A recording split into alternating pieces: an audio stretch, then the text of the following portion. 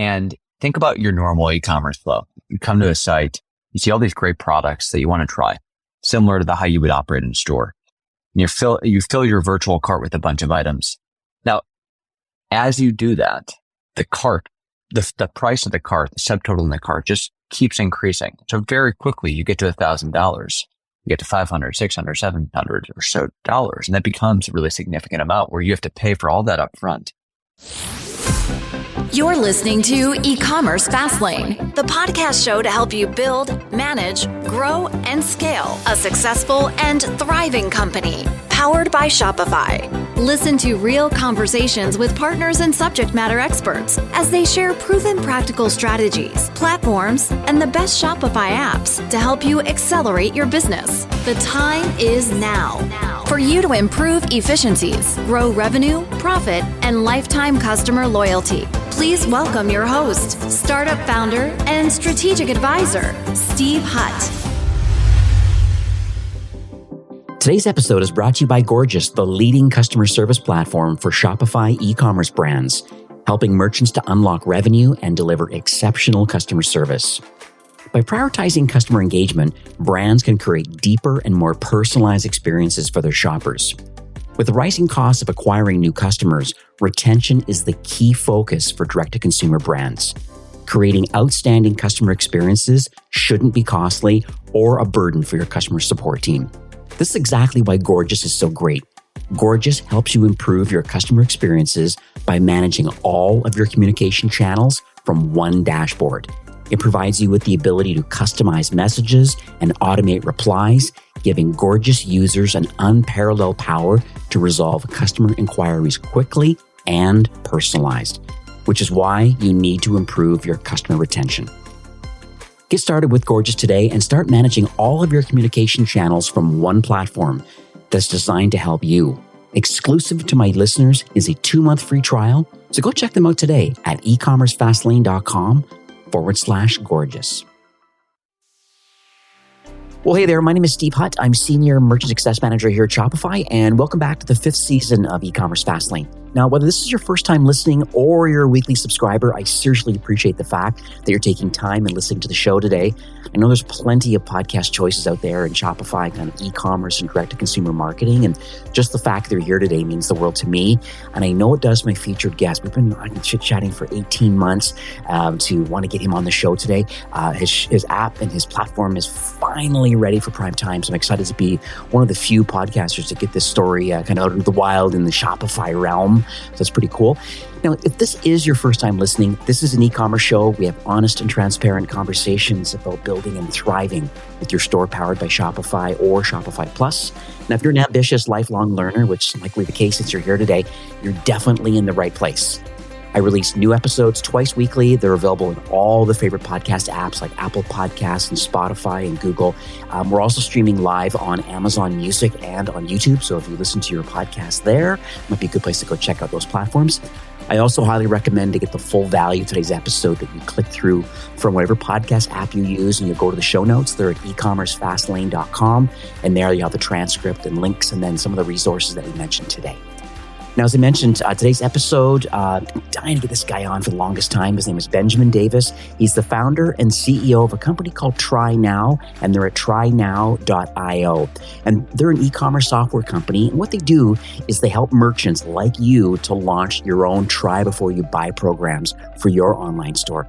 Guarantee this is going to be an amazing conversation, especially if you're in fashion where, you want to give your customers the opportunity to be able to have these items delivered to their home and then have a future billing date based on the pieces that they keep. It's so interesting, amazing technology. It took quite a while for Shopify and his solution to kind of all work together harmoniously. And so it's finally ready for prime time. So hi, Ben, welcome to eCommerce Fastlane. Hey, Steve.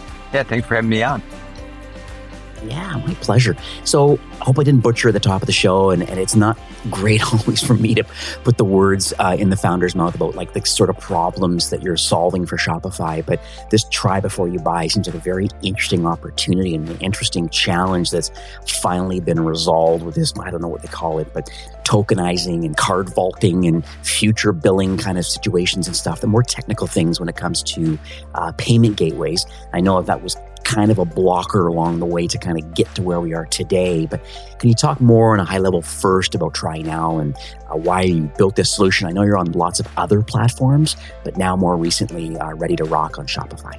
Yeah. Well, thanks again for having me, Steve. And I thought you actually did a great job to kick things off. Okay. Great. And it's 5:30 p.m. Eastern. So I'm on a Friday. So I'm standing right in between you and a weekend. Yeah, you're hustling. I love it. So, I'll give you a little bit of background and kind of the genesis for TryNow. I was running a brand for a while back, and we had incredibly soft fabric, and it's just really hard to convey the softness and the quality of the fabric through a browser window.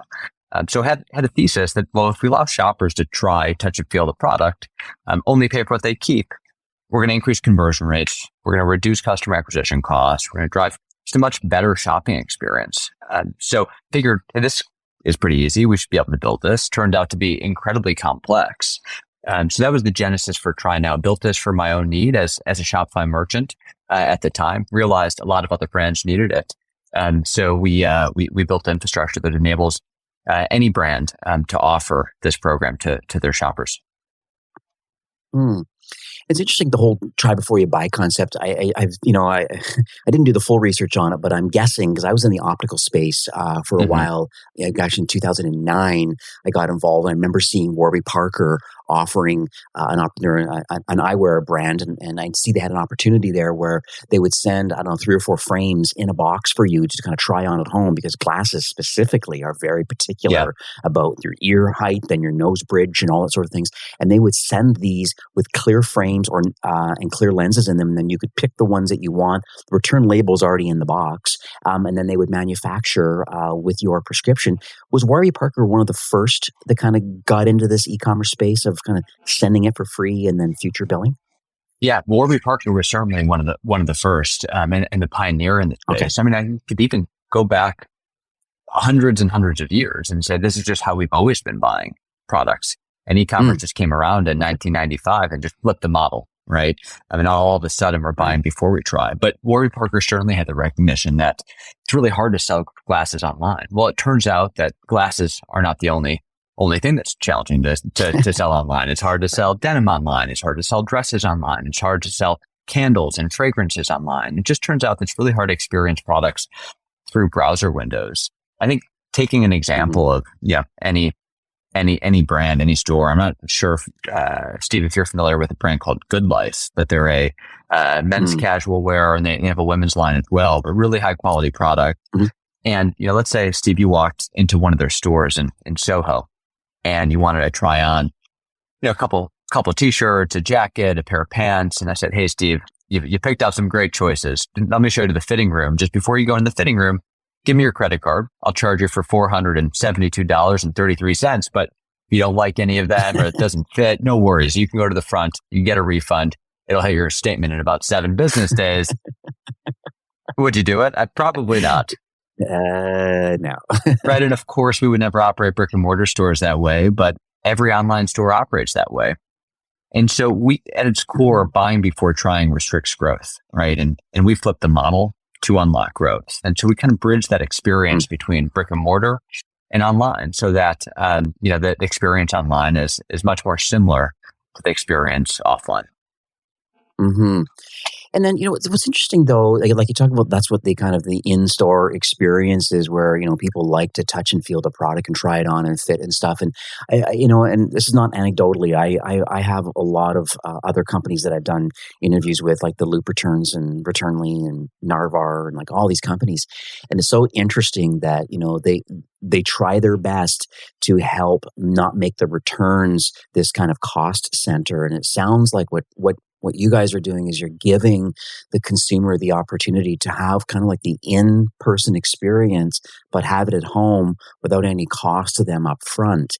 And so that's very interesting. So, selective 2 or 3 pieces, because I've also seen in the footwear market, which I think is notoriously high for return rates, where people are just buying multiple sizes of the exact same shoe under the full pretext that they're going to be returning the other 2, and they know that they can automatically get a free return label. So I'd like to understand, like from your mindset, about maybe the differences to some of some people that are in end consumers that are using, I don't want to say abusing, but using the system, so to speak, as their own try before you buy by having to physically buy multiple products in multiple sizes, knowing they're going to get a refund later, versus kind of how you've put your system together. Yeah. Yeah. So, I think behind any market changing idea is a contrarian idea. And our contrarian idea is that high return rates can be really healthy for your business and for your bottom line, right? And data-driven brands tend to get that. Others will look at me like I have three eyes. But at the end of the day, like, you could structure a program that drives tremendous growth. And historically, AOV, conversion rates, discount rates, they're all very stubborn metrics, right? So if return rates increase, but conversion rates are fixed, AOV's fixed, discount rates are fixed, then you just lose money as a brand, right? But if you can unlock those metrics, now all of a sudden, return rates that go up, it's just part of the overall unit economic model, right? So if you can increase AOV by 2x, you increase return rates significantly, you reduce the use of discount rates, then net, you end up in a better or as good place from a unit economic perspective. And so now if you can drive conversion rates up significantly, reduce customer acquisition costs, and combat the rise of Facebook CPMs through a try before you buy model, then you end up in a really positive place. And that's what our brands do and how they structure a program. It feels uncomfortable initially, right? Because you see that return rate go up. But, I'd say like return rates in general is something that is very much, I think, kind of worth us unpacking, on this call today, because it's something that's so front and center to brands. And there's this sort of natural current of a rising return rate environment. So happy to dive into that in some detail as well, Steve. Absolutely. I just noted that down. I'll definitely come back to that for sure, because I think that's an important thing that we need to discuss for sure. One thing that I see you talking a lot about, even on social and stuff like that, and I don't know if this is kind of your words or how you've expanded upon this, but you talk about like turning the living room into a fitting room. I know this is part of the retail experience that we're trying to do through e-commerce. It's an interesting phraseology, I guess, so to speak. And so like, I just would love to understand a little bit about, if you could maybe elaborate a little bit more on that, about why specifically today it's very interesting to have this opportunity to be able to use your living room as a fitting room. Yeah. And I think it comes down to it's human psychology to experience a product before you decide to depart with your hard-earned money. Right. And when you have to depart with your hard-earned money before you know if you like that product, if you want that product in your life in some capacity, it just becomes really challenging for driving conversions and delivering, best in class shopping experience, for your customers. So we kind of, at the start of the show, Steve, we talked about, the example of paying to go into a fitting room. And of course, you wouldn't do that, right? No. And the only successful attempt at addressing that challenge with e-commerce has been free shipping and easy returns, right? Free shipping, maybe with a threshold, and easy returns, maybe and likely some iteration of free returns. And that's basically a way of de-risking the purchase. So it's basically saying, hey, Steve, I know you might not know us as a brand, you might not know this product, but I want you to feel comfortable and confident in this transaction. So if you don't like it, no worries, send it back, we'll give you your money. And that was a really successful way of de-risking the purchase and allowing e-commerce to become, really powerful part of e-commerce as a whole, but sort of capped at around 20% of the total market. If you think about like kind of the first principles thinking that happened in order to get to free shipping and easy returns, back in 1995 when e-commerce started, if we instead said, well, really the problem is paying before you know if you like the product, we would say, well, let's just allow them to try the product before they have to buy the product. But back in 1995, we just didn't have the technology to be able to do that, right? We didn't have the payment technology, the shipment tracking technology, Loop, Happy, Returnly, Narvar. They didn't exist at the time.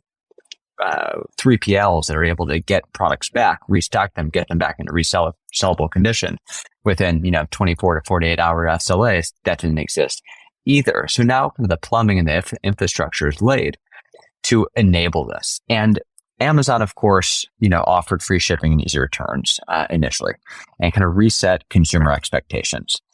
By the time, we got to 2010 or so, Amazon Prime was prevalent, and then a bunch of brands like Bonobos and others started moving early and quickly on free shipping and easy returns.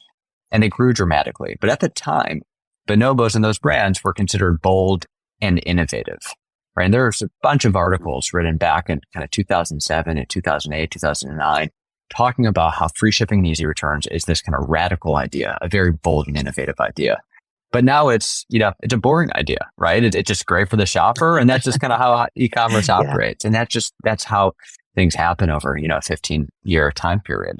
So internally at Amazon, they refer to try before you buy as the new free shipping and easy returns. And so they had a program called Prime Wardrobe for several years. And in December of last year, they rebranded Prime Wardrobe, which was very apparel focused, to Prime Try Before You Buy, so that it could extend to other verticals. So sunglasses, accessories, footwear, handbags, even knee braces you can buy on Amazon Prime Try Before You Buy. So anything that's best experienced, in person should be tried before it's bought. Amazon's recognizing that, once again, kind of resetting consumer expectations. Maybe devil's advocate for a bit. I'm just thinking as you're chatting here, I'm wondering about the risk to the merchant wanting to offer this level of service. If there's any kind of fraud opportunities, who's kind of responsible and accountable for that. So maybe you can kind of talk about how a merchant could be de-risked knowing they're using your solution, and then what sort of guardrails are up to kind of protect both the buyer and the seller in this transaction. Yeah.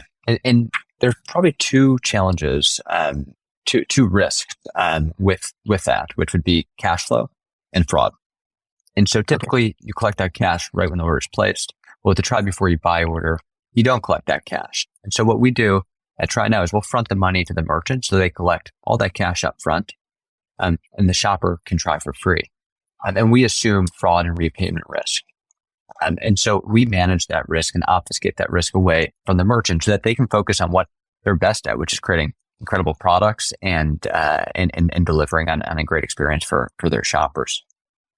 Okay, so that's all bundled in for the small fee that TryNow has to facilitate this whole transaction and make it all work seamlessly. Both, the technology on page to be able to select the items, the checkout flow, which is all tight with Shopify through some APIs that have been kind of publicly released, and then that continues down that journey. It gets, just shows up in the store's admin that this is a try before you buy kind of order. I guess it's tagged somehow internally. Maybe walk us through kind of what a merchant actually is going to see if they activate your solution. Yeah. So I was running operations for a brand before. So when designing and architecting the platform, it was really important that it was just as easy to sell a buy before you try product as a try before you buy order. And so the shopper will go through that checkout flow. They'll put their card in. It won't be charged. We'll place an order on the back end of your site through Shopify checkout. So it'll just come up as another order in your Shopify admin. And there will be a tag for that product that denotes that it's a TryNow order with some line item properties.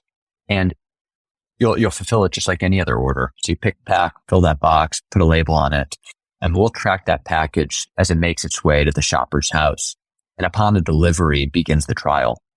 The trial period is customizable. Most of our brands start with a 7-day trial. So the shopper has 7 days to try the product, see if they like it, keep what they like, send the rest back. And they'll go through the brand's existing returns policy. So whether it's using a Loop portal, Returnly, Happy Returns, Narvar, homegrown system, reaching out to customer support, none of that changes. So the shopper goes through that same flow. We know what the shopper kept, what the shopper returned, and he or she's only charged for kept products. Thanks for supporting our incredible sponsor, Gorgeous, the leading customer service platform for Shopify brands. They help customer success teams fulfill a promise of delightful customer experiences. This leads to higher customer retention and brand loyalty for your Shopify store. Now, don't forget to click the link in the show notes. You get an exclusive 2-month free trial of Gorgeous, or you can head on over to ecommercefastlane.com/gorgeous.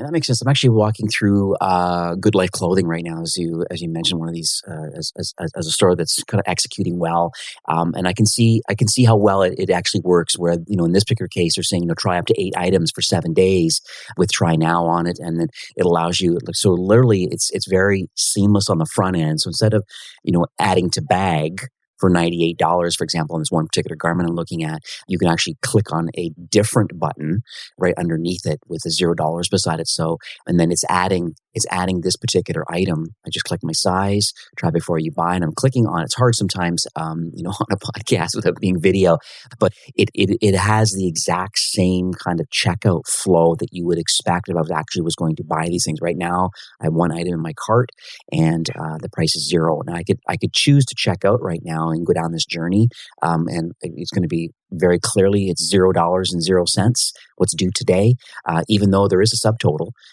This shirt is $98, but what's due today is $0.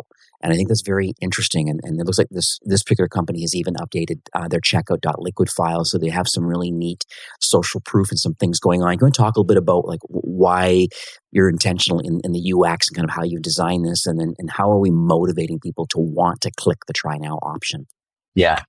Well, I think that the main piece is a term that we call paycology, right? It's the psychology around payments. And think about your normal e-commerce flow. You come to a site, you see all these great products that you want to try, similar to how you would operate in a store. And you fill your virtual cart with a bunch of items. Now, as you do that, the cart, the price of the cart, the subtotal in the cart just keeps increasing. So very quickly, you get to $1,000. You get to $500, $600, $700 or so dollars. And that becomes a really significant amount where you have to pay for all that up front.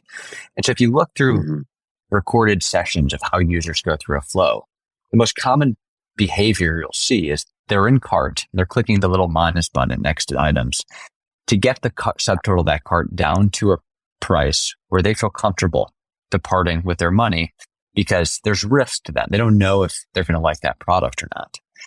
Now, that behavior is the biggest reason for what I would call the biggest problem in e-commerce, which is cart abandonment rates. And if you can reduce cart abandonment rates, you can meaningfully reduce customer acquisition costs. And the biggest reason for cart abandonment is uncertainty of whether the product is going to match up in reality as it does on the screen. And so, from a UX perspective, it's pretty simple. Well, don't introduce the concept of price right now, because the shopper shouldn't have to deal with the concept of price. They should know how much the product costs if they want to keep that product, but they should see that product in person. They should, whether it's clothing or apparel or fragrances or candles, they should see if they like the product. And at that point, if they like the product, they should see if it's worth the price of the product. And if it is, great, then they should keep it. And at the end of the day, if you're a brand that really believes in your product, you want to optimize to get it into as many homes as possible, right? So we tend to work with brands who are really confident in the product. I often say that we accelerate the growth of a brand that's selling a great product, and we accelerate the demise of a brand that sells a bad product. Well, we don't really work with any brands that sell a bad product, because the brands that move to a try before you buy program are just so confident in what they sell. We're fortunate to work with a bunch of really differentiated brands that are pushing the envelope on the customer experience. One thing I noticed too, just to add to that CX, we're giving a lot of kudos to Good Life Clothing today. But what's interesting I've noticed here is even within, they have a kind of an Ajax kind of slide out cart. And as I'm adding items on to my, try at home kind of bag, so to speak. So my subtotal is still $0, but there's still the value of the goods there.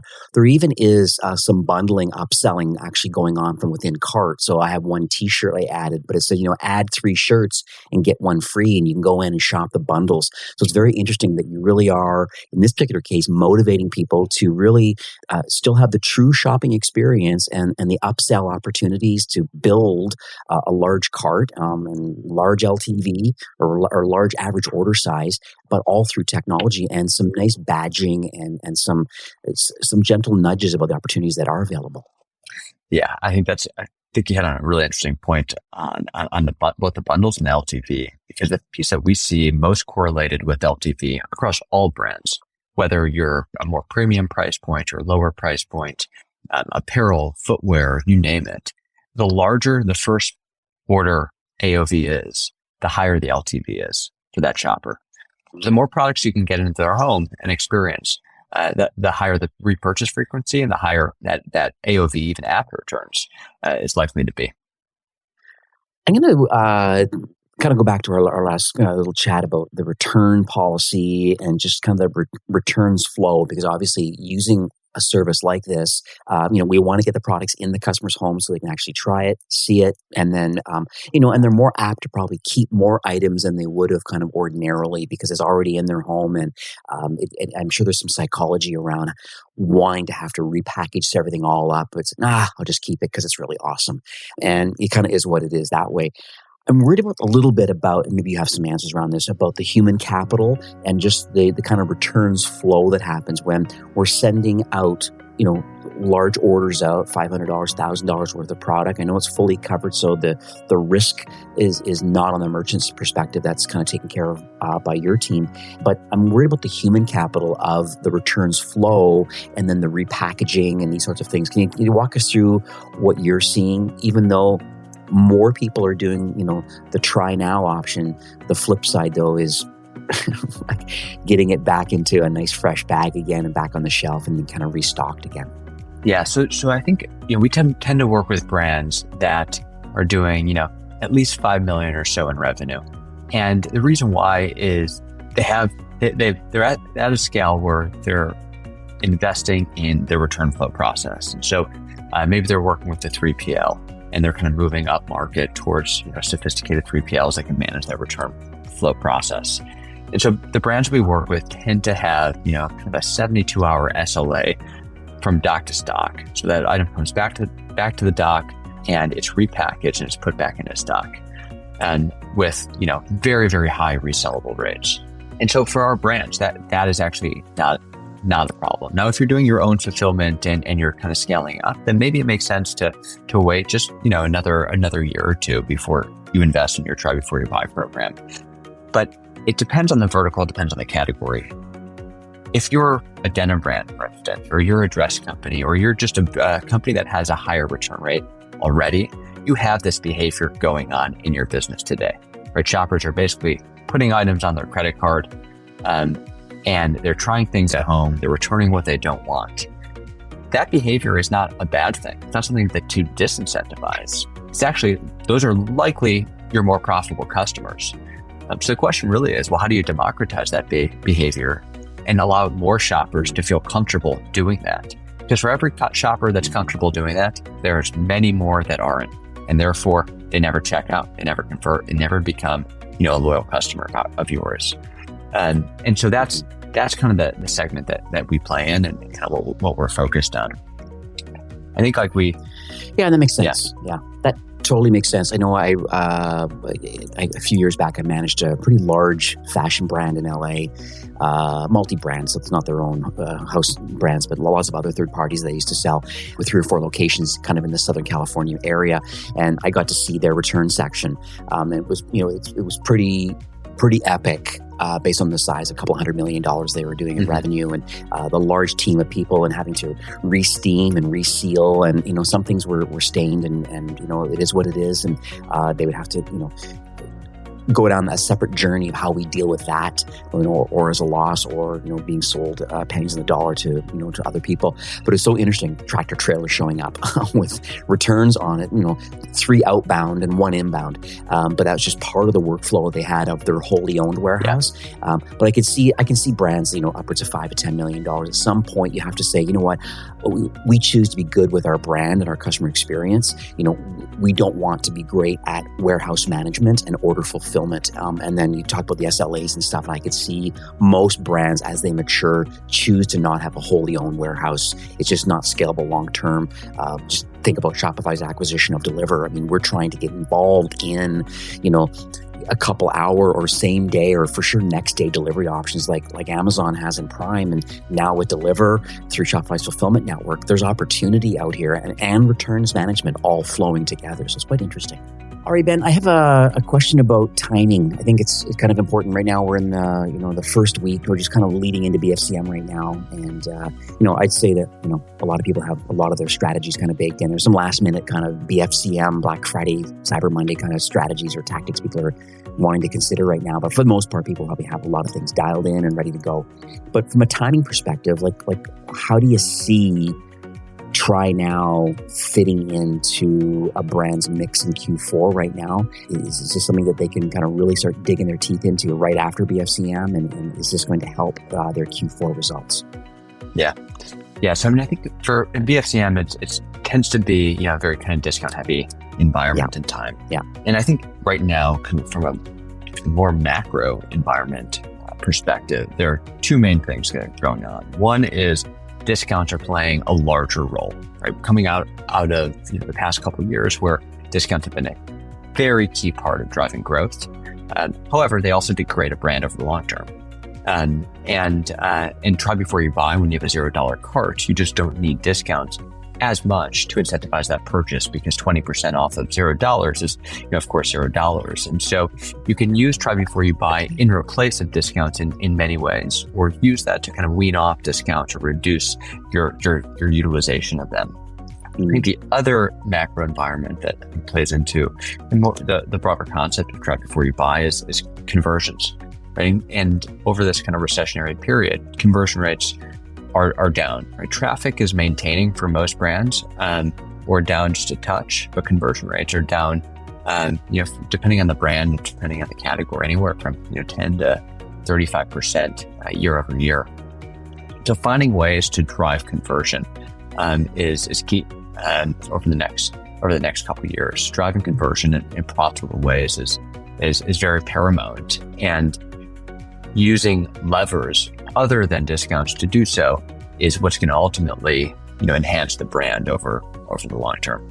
Absolutely. All right. Well, that makes sense for that, for sure. We are kind of nearing the end of the show for today, and I'm so glad we finally came on. I see some opportunity here. I have quite a few apparel brands that I know this is on their radar. So certainly on my next kind of merchant calls, I'm definitely going to be sharing this podcast recording. I also implore those, if you're in fashion, apparel, accessories, you're in footwear, I'm sure there's a lot of verticals that you play really, really nicely in. That being the case, that you really want to reach out to Ben. I'll make sure his details are going to be in the show notes and stuff like that. Just, I guess, in final note here, where do you want to send people, and what do you believe kind of our next call to action is based on what they've heard today? Yeah, that's perfect. Well, thanks, Steve. Thanks so much for having me on the show. And if anyone's interested in learning more about TryNow and the try before you buy market more broadly, go to our website, trynow.io, and send your contact information. We'll get in touch with you. And I'm also happy to schedule some time directly as well. I'm going to learn more about your vision for bringing a program to life. And for Steve, any listeners of your show would be happy to offer a $5,000 fee credit for Shopify Plus brands. So just mention eCommerce Fastlane, and we'll be sure to honor that credit. Look forward to talking to you. That's lovely. So what I'll do is I'll have ecommercefastlane.com/TryNow. That'll be in the show notes. That will redirect to your landing page. And then we'll have that, the details on that $5,000 fee credit. I think it's a great opportunity, to be quite honest with you. I think, this is another way I believe that you can really differentiate your brand. So if you're in fashion, apparel, footwear, and a few other very interesting verticals where getting the product in your home and letting the customer actually touch it and feel it, wear it, try it, this is a great opportunity now. And you really are going to be, I'd argue a lot of brands would be first mover advantages by having this feature available, because it's very few Shopify Plus brands have this opportunity available to them yet. And so I'd argue that those listening today, if you're on Plus and you really want to, at least investigate what this opportunity is and how it may work for you, go to the show notes page for today's episode and you'll learn more about next steps and meeting Ben, meeting his team, figuring out if this opportunity can work for you. And hey, getting the fee credit to boot is really helpful to kind of kick the tires a bit and make sure this is the right opportunity and you can prove it for yourself that this can work. So, once again, thanks for, I know we've had a challenging recording over the last hour or so, but I'm really glad we finally got this all together and all packaged up. And I wish you tremendous success for the remainder of 22 and best of luck for 23 as this is completely rolled out to Shopify Plus brands.